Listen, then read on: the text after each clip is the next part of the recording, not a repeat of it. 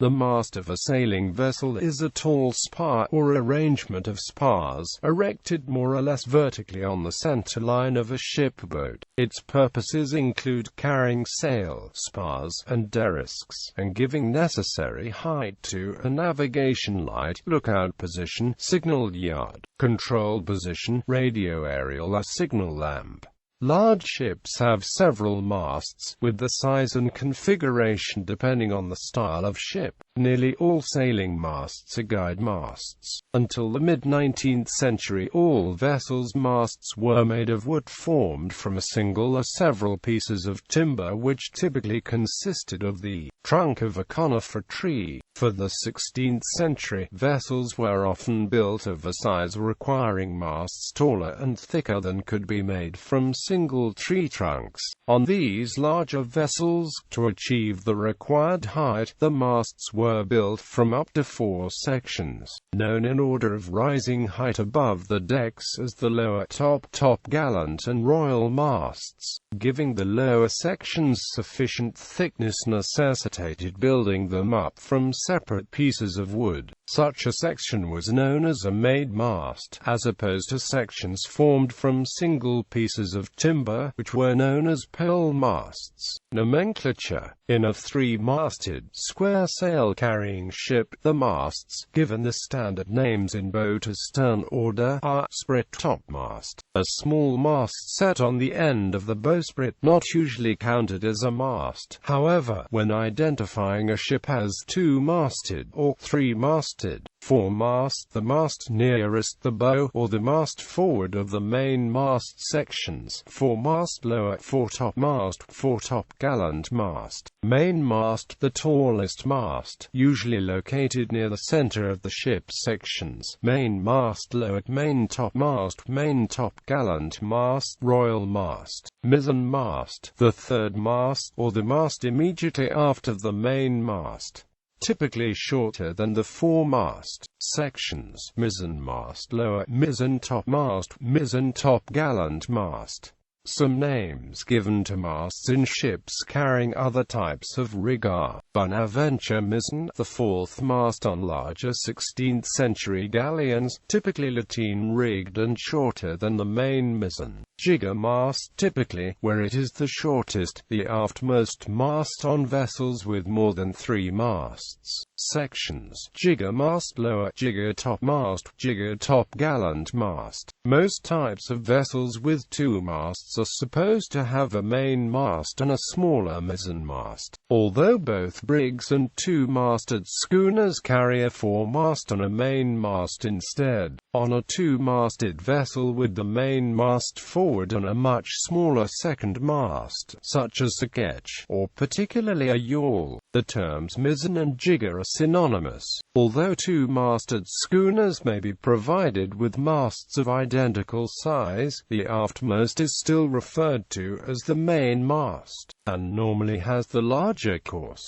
Schooners have been built with up to 7 masts in all, with several 6-masted examples. On square-rigged vessels, each mast carries several horizontal yards from which the individual sails are rigged. Folding mast ships use a tabernacle anchor point, the partly open socket, a double post on the deck, into which a mast is fixed, with a pivot near the top so that the mast can be lowered. Large bracket attached firmly to the deck, to which the foot of the mast is fixed. It has 2 sides, a cheeks and a bolt forming the pivot around which the mast is raised and lowered. Substantial fitting for mounting the mast on deck, so that it can be lowered easily for trailering or for sailing under bridges. Hinged device allowing for the easy folding of a mast 90 degrees from perpendicular, as for transporting the boat on a trailer, or passing under a bridge. History. The concept of a ship carrying more than 1 mast, to give it more speed under sail and to improve its sailing qualities,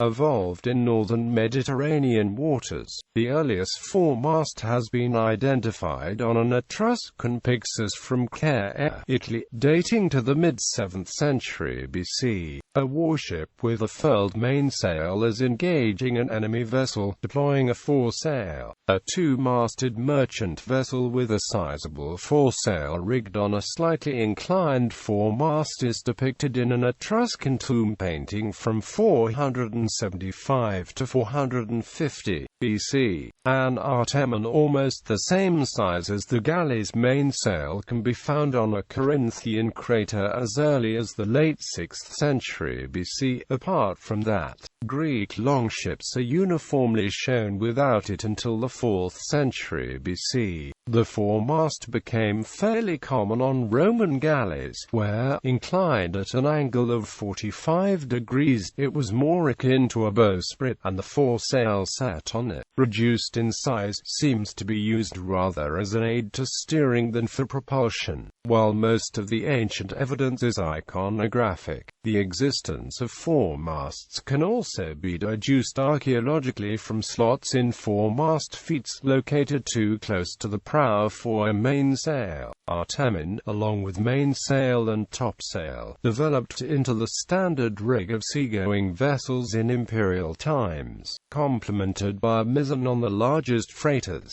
The earliest recorded three masters were the giant Syracusia, a prestige object commissioned by King Hiera II of Syracuse and devised by the polymath Archimedes around 240 BC, and other Syracusan merchant ships of the time. The imperial grain freighters traveling the routes between Alexandria and Rome also included three-masted vessels. A mosaic in Ostia depicts a freighter with a three-masted rig entering Rome's harbor. Special craft could carry many more masts. Theophrastus records how the Romans imported Corsican timber by way of a huge raft propelled by as many as 50 masts and sails. Throughout antiquity, both foresail and mizzen remained secondary in terms of canvas size, although large enough to require full running rigging. In late antiquity, the foremast lost most of its tilt, standing nearly upright on some ships. By the onset of the early Middle Ages, rigging had undergone a fundamental transformation in Mediterranean navigation. The lateen, which had long evolved on smaller Greco-Roman craft, replaced the square rig, the chief sail type of the ancients, that practically disappeared from the record until the 14th century. The dromon, the lateen-rigged and oared bireme of the Byzantine navy, almost certainly had two masts, a larger foremast and one midships. The length has been estimated at about 12 meters and 8 meters respectively, somewhat smaller than the Sicilian war galleys of the time. Multiple masted sailing ships were reintroduced into the Mediterranean Sea by the late Middle Ages. Large vessels were coming more and more into use, and the need for additional masts to control these ships adequately grew with the increase in tonnage. Unlike in antiquity, the mizzenmast was adopted on medieval two-masters earlier than the foremast, a process which can be traced back by pictorial evidence from Venice and Barcelona to the mid-14th century. To balance out the sail plan, the next obvious step was to add a mast fore of the main mast, which first appears in a Catalonian ink drawing from 1409.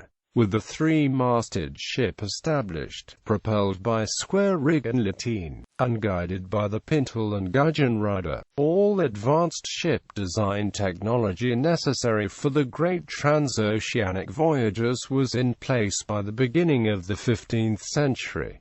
Hollow masts. The first hollow mast was fitted on the American sloop Maria in 1845, 92 feet long and built of staves, bound with iron hoops like a barrel. Other hollow masts were made from two tapered timbers hollowed and glued together. Nearly a century later, the simple box form of mast was arrived at. Modern masts. Although sailing ships were superseded by engine-powered ships in the 19th century, recreational sailing ships and yachts continue to be designed and constructed. In the 1930s, aluminium masts were introduced on large J-class yachts. An aluminium mast has considerable advantages over a wooden one. It is lighter and slimmer than a wooden one of the same strength, is impervious to rot, and can be produced as a single extruded length. During the 1960s, wood was eclipsed by aluminium. Aluminium alloys, generally 6000 series, are commonly utilized. Recently, some sailing yachts have begun to use steel masts.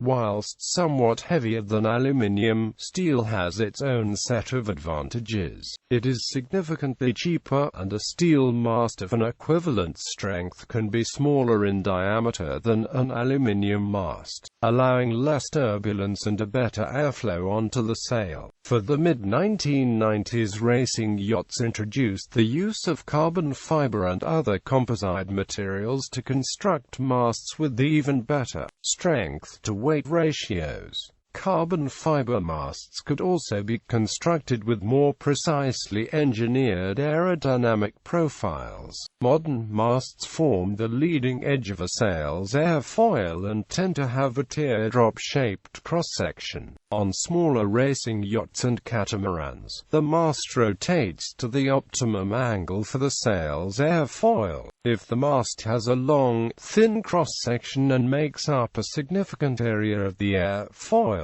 it is called a wing mast. Boats using these have a smaller sail area to compensate for the larger mast area. There are many manufacturers of modern masts for sailing yachts of all sizes. A few notable companies are Hall Spars, Offshore Spars, and Southern Spars. After the end of the Age of Sail, warships retained masts, initially as observation posts and to observe fall of shot, also holding fire control equipment such as rangefinders, and later as a mounting point for radar and telecommunication antennas, which need to be mounted higher up to increase range. Simple pole, lattice, and tripod masts have been used, also on some past Japanese warships. Complex pagoda masts